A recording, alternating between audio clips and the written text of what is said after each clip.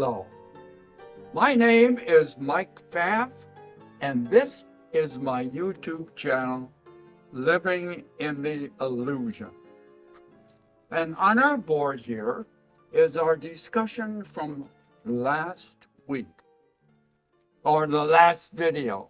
And we'll go through a slight review because I added a few things that were not in the original video that may be supportive or helpful. And here's what our subject was. You never see what's there.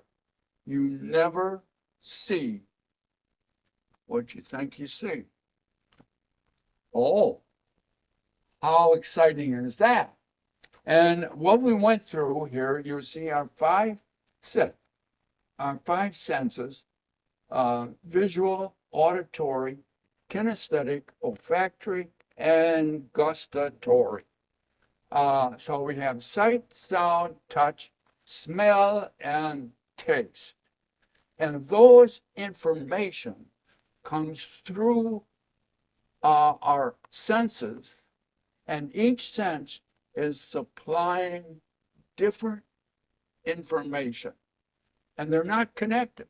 These are not connected. Your senses are all separate, and they're pulling in separate information, and you are filtering it through your lens of perception. So you're not seeing on the secondary side of the lens, you're not seeing what's out here. You're seeing an interpretation of what you believe is out here. And you take that information, which is the truth for you, because you filtered it through your belief system, which is in the subconscious mind. And out of that, you create your world. On the fly. On the fly, why do I say that? Because you're only creating in the present moment. That's the only place you can create, and it's the only place you can be.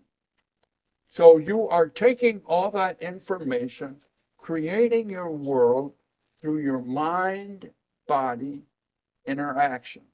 Now, in some models, they separate the mind and the body, two different things. In my model, they are entangled into one system. And in the illusion, you can't separate them. You can't separate them. That's where they are. And from that information, you render in the moment your world. You render it. All of this separate information comes together in this creation of your world, and then you will experience it as a rendering. And you take that, and of course you put it out here on the other side, out here in the infinite field of everything, and you believe that there's an outside world, which doesn't exist. The only thing that exists, the only world there is the one you create inside you. Now, I added some other information. The information has been in other videos and also in my first book. So it's not new information or something I made up. I got all this from Google, from the internet. And here's what it is. It is how fast your subconscious mind processes information. Now, the test for the subconscious, finding out how it works, it might not be exactly what I have on the board here, but it's going to be very close. So the information that I add off the internet is that that the subconscious mind operates at 400 150 billion bits per data per second. That's pretty fast. Now, but the sensors, these little sensors out here, are transmitting information. And they're transmitting it at the rate of 11 million bits of data per second. So most of that is visual. Most of that is visual. And then it's processing and it's doing this, and it's going through your lens of perception, and you are creating your world, and you are rendering it. And then along comes the slow, small, conscious mind. And it operates at 100 bits of data per second. It is a billion times at least slower than the subconscious mind. But it's all we know. So this is what we think we know, of what our conscious mind tells us. The interaction between the subconscious and the sensory input is out of conscious awareness. You don't know it. You only know it from this. Now, that's all we talked about. Now, I wanted to mention one more thing, just to make sure that you recognize I'm not the only person saying this. You could go on Google, and AI will tell you, no, we don't see things exactly how they are. Our perception is a construction that shapes our brain's interpretation. You see, Google's thinking it's the brain's interpretation, and I'm suggesting it's the mind's interpretation of the information, and then the body is informed. So it's a little different switch. But anyway, that's what we talked about, and now we're going to go on to an exciting new adventure now. And this is our subject for this video. And I'll read it off my little paper because I couldn't fit it all up there. And here's what it says. Unexpected. Comparing medications with placebos. Which is more powerful? Oh, medications or placebos? Which is more powerful? Well, usually we have set up a double-blind study to check out certain medications and compare them with the placebo effect. And so here we have down here, as an example, two scales. Well, it's the same scale, but one of them is going to represent medication, and the other one is the control group, or those that get the placebo. Now, in a double-blind study, all the participants, and I have 100%, so we'll just talk percentage. That could be 10 people, could be 2,000 people. But we're talking percentages, basically. So we have, in a double-blind study, what it means is the participants don't know if they're getting the medication or the placebo. And a double-blind, those that are giving the medication do not know which is which that they're giving.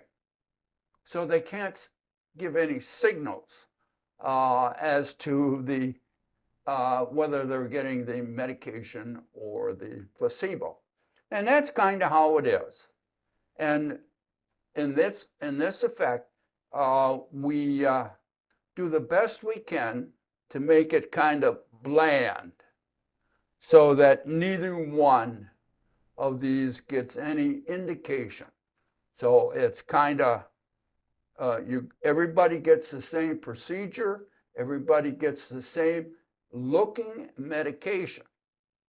And then whether it's a pill, whether it's a shot, whether it's surgery, which is another sham surgery as opposed to real surgery. All kinds of ethical questions come up about this, trying to find out, is the medication effective?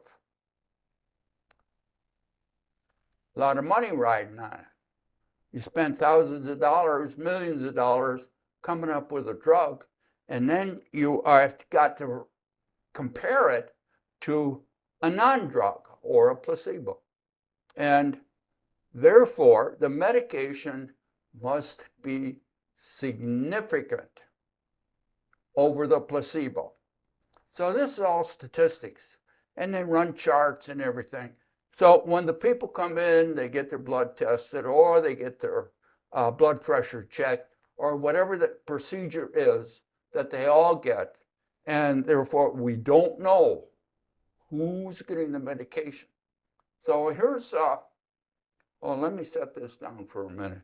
So here's usually what happens. In general, the placebo can be anywhere from around 25 to 30, 33%, somewhere in there, is going to be the placebo effect. And those people, that 35%, is going to indicate they're better, or even their physical blood pressure and everything will indicate that they are doing better. So if we have this over here, 33%. So the medication has to show a significant increase over the placebo. So if we have 33% here, and let's say we have a 20% increase over that. So we have 55. Is that right? 20% increase. So we have 55 increase due to the in the medication group. So that's what we got. Unusual. Sometimes the medication is much higher, sometimes it's lower. But for our purposes, just to say, well, with the medication, we have 55% effective for those that are taking the medication. So that's kind of what we got. So they look at it and say, whoa, 55% increase. Oh, that really takes care of whatever they were taking the medication for, headaches or whatever it is. So that's what we're checking. We're checking the medication. So, but here's the thing. These groups are determined at random. So if this group over here, this random group over here, has 33%, and it's a random group, 33% increase because of the placebo effect, there's 33% in this group due to the placebo. So we got, let's just change this to 30. Makes my math a lot easier. So we got 30% of this over here due to the placebo effect. So actually, down here, the medication is only 25% due to the medication. Well, the placebo is 30%. So which one's more powerful?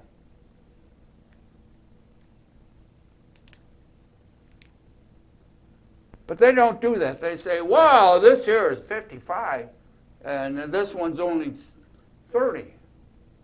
Well, this one's obvious. The medication is really doing the job. But really, it's only affected 25% of those participants that are getting better. And the placebo, which is normally, without doing anything, is usually around 25 to 33%, a third. It checks a little bit, moves up and down a little bit, but that's usually what it has. So this is the medication. 25, as soon as this works. Meds. The meds. The meds are about 25, and well, then the medication would not be released.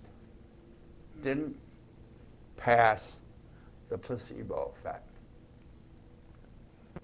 So let's think about that a moment. Before we go on, let's take a look at some other information that we might want to ask a question from our good friend AI. And here is the question, and we'll see it up here.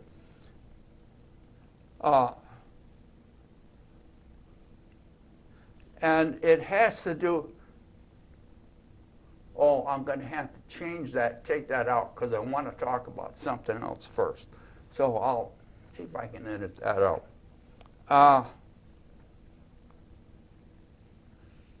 If we were to take this group and enhance the placebo effect.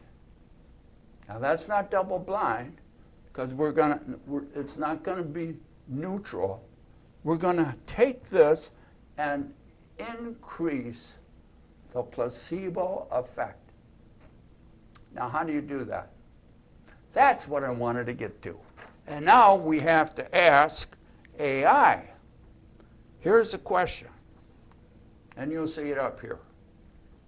What factors encourage the placebo effect? And this is what AI says. Several factors can enhance the placebo effect. These include patient expectation, the doctor or caregiver's patient relationship, the relationship between the caregiver and the patient, the perceived complexity of the treatment. Now stop here, because the more complex the treatment, the more the placebo effect is increased, because they expect more out of it. So it's expectation there. And the patient personality and beliefs. There's a little 3 dots in there, and that means there's more, and you'll have to look it up if you want to know. Also, the doctor's demeanor and belief in the treatment also plays a role. Now, there's a lot of stuff involved in this, and here and I added this. There are many other enhancement agents.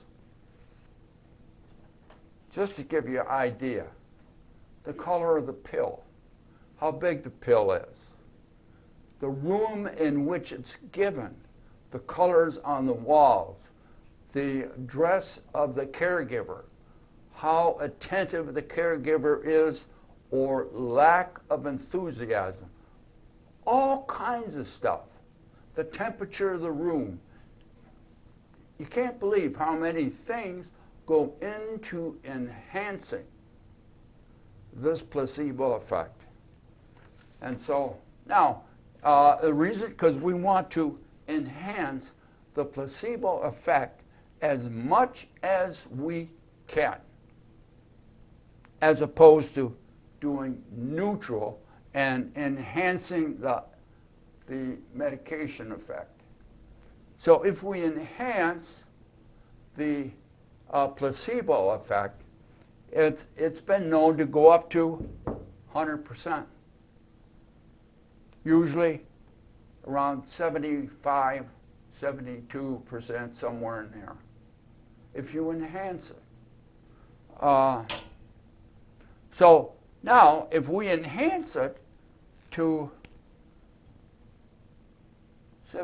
say, 71. 71 sticks in my, I got to get a new marker. Okay. 71 or 2%, somewhere in there. So now you see what the enhancement is. If you got a caregiver, a provider that is interested in you, you get one effect.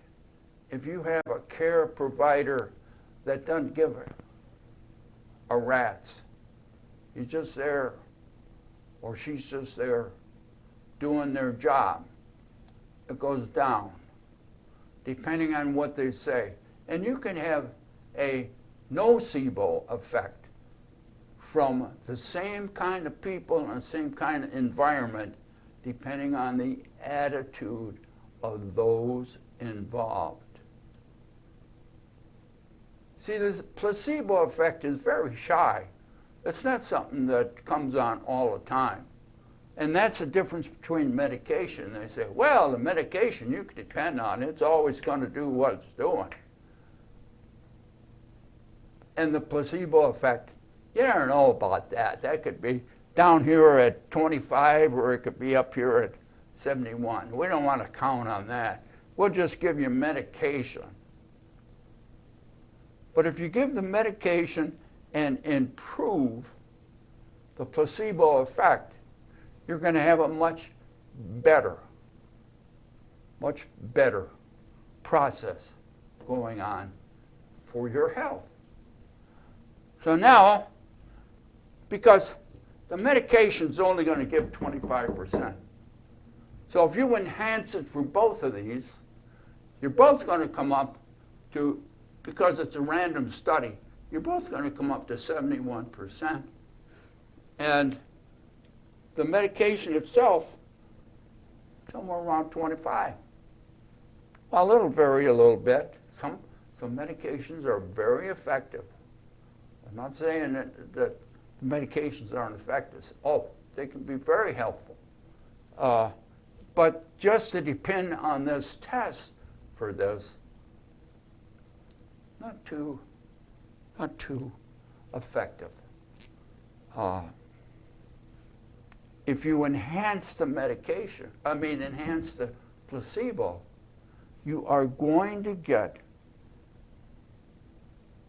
you can do this.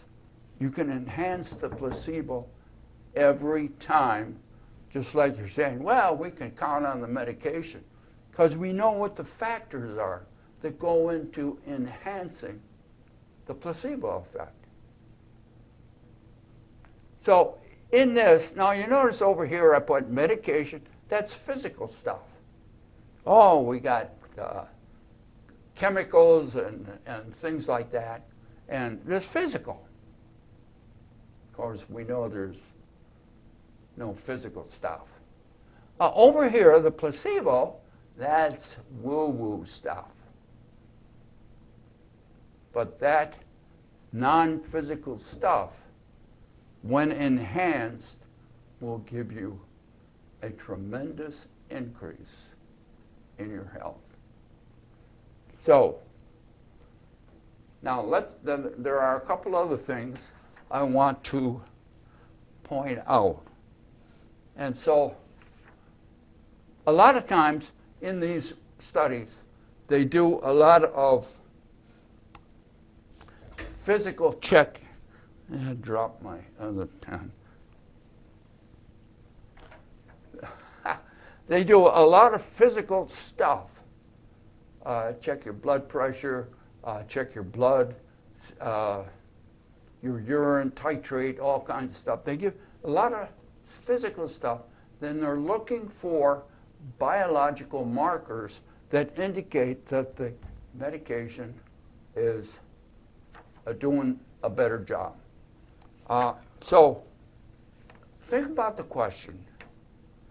And think about over here, so placebo, woo-woo stuff, beliefs, basically, that's what this is, beliefs. So we look at, I asked the question of AI. Can beliefs change biology? In other words, if we check these people over here for the same physical, with the same physical test as these here, can these show improvement?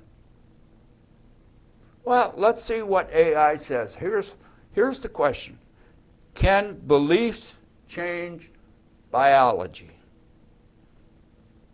And here's what she says. Yes. Your beliefs, or our beliefs, can influence our biology through a process known as epigenetics.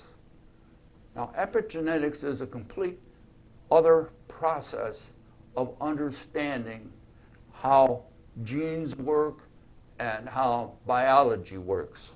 And there's a lot more information now than there has been in the past. So, called epigenetics, where our perceptions and thoughts can alter our genes, our genetic makeup, and everything in between. So our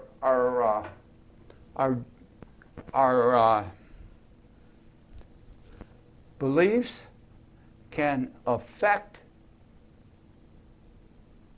how well we process the woo-woo stuff, and it can also change biological markers during the test. Now let me say that again.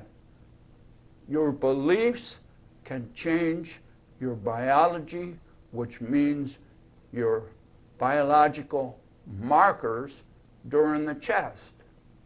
So a lot of times, when we take the medication, we say, well, we have biological markers. We got blood tests, and we got all kinds of tests that show the medication is important and doing the job.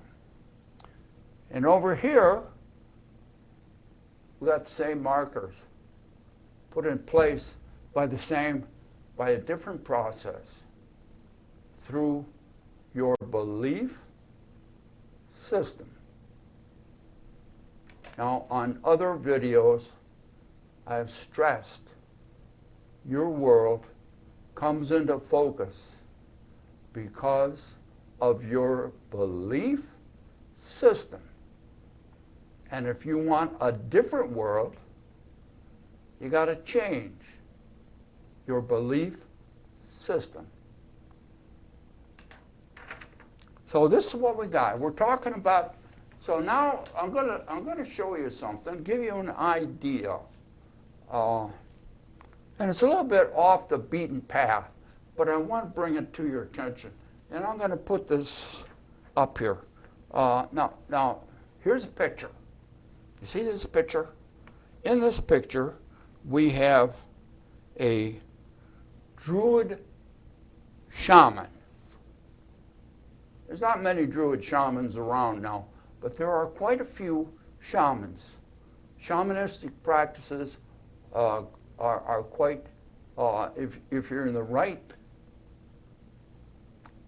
location in your mind, you will find many shamanistic practices going on all the time. and they do the same thing as this. Okay?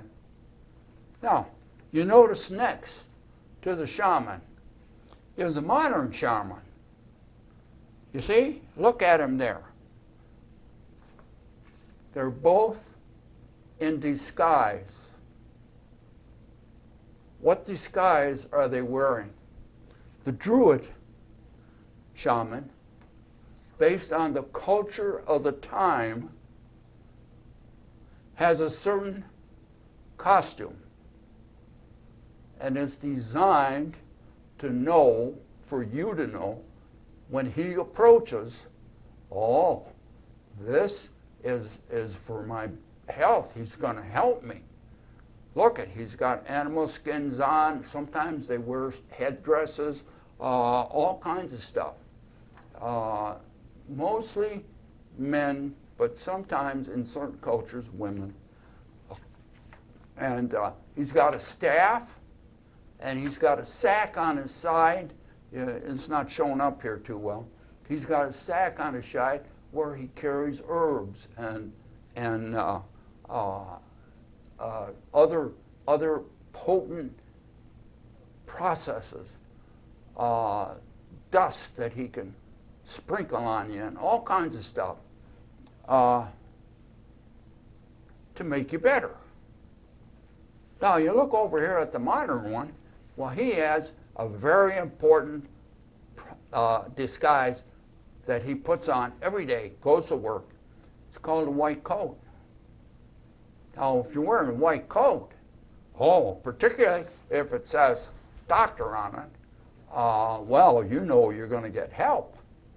It's no different than the skins that the shaman wears in comparison to placebo and your belief system that makes this go up. He's got a thing around his neck. You see that? That's so he can really get in and tell you what is going on in your body. And he's got a clipboard.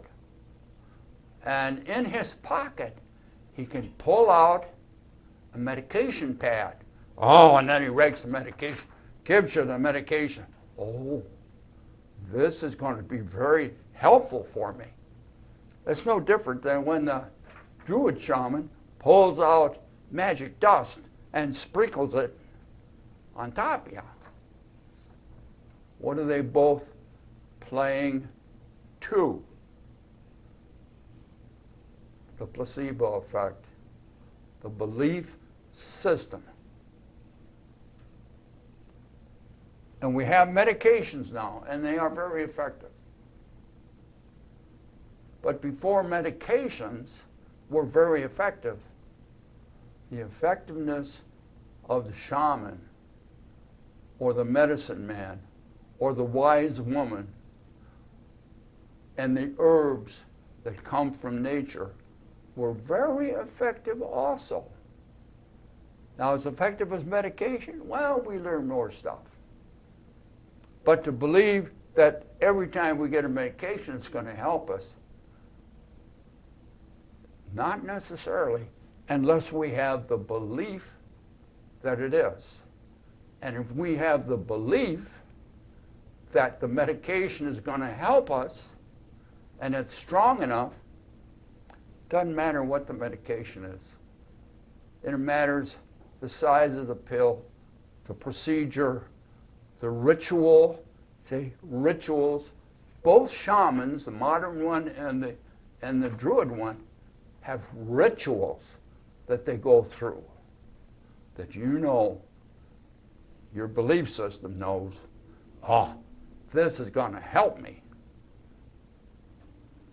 So I want you to begin to think about every time you go for help for somebody, it is your belief system that is going to really do the healing.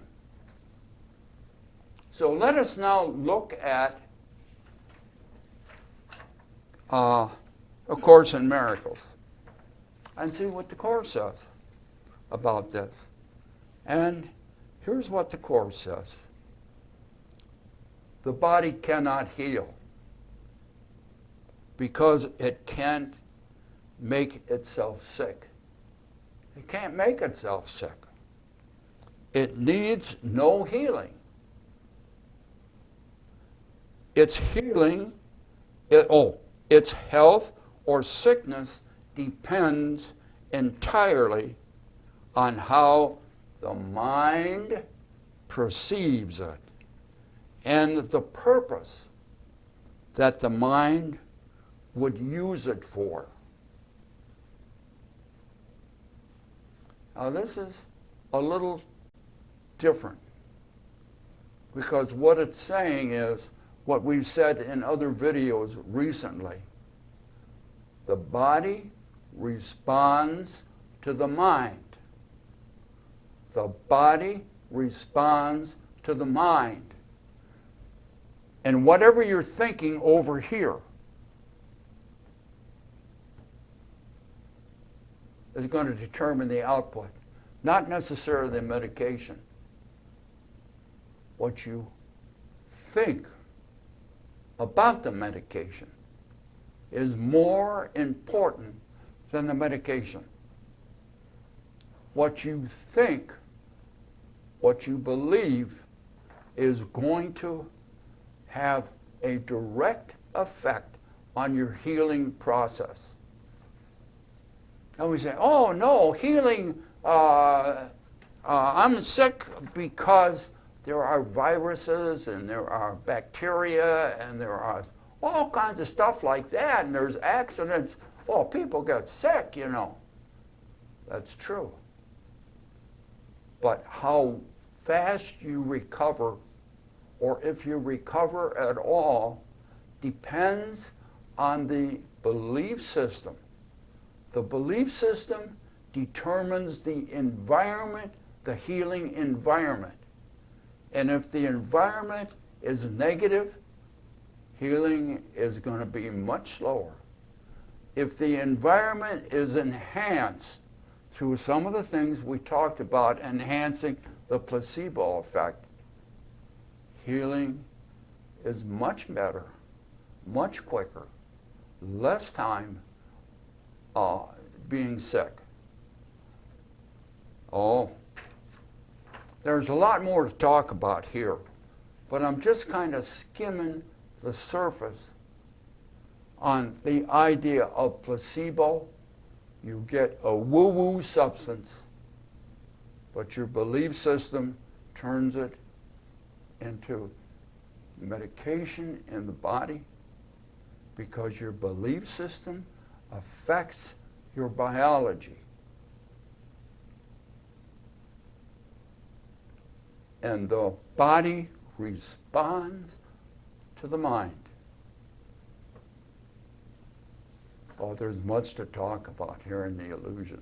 And like I say, this is just scratching the surface on this very complicated problem of medication or placebo. And it goes head to head with your belief system. If you believe it's going to work, you have a much higher possibility it's going to work. If you believe it's not going to work, it's not going to work. It reminds me of Henry Ford saying, one of his sayings, Henry Ford, if you believe you can, or if you believe you can't, you're right. Be good to yourself. We'll see you next time, right here in the illusion. Bye now.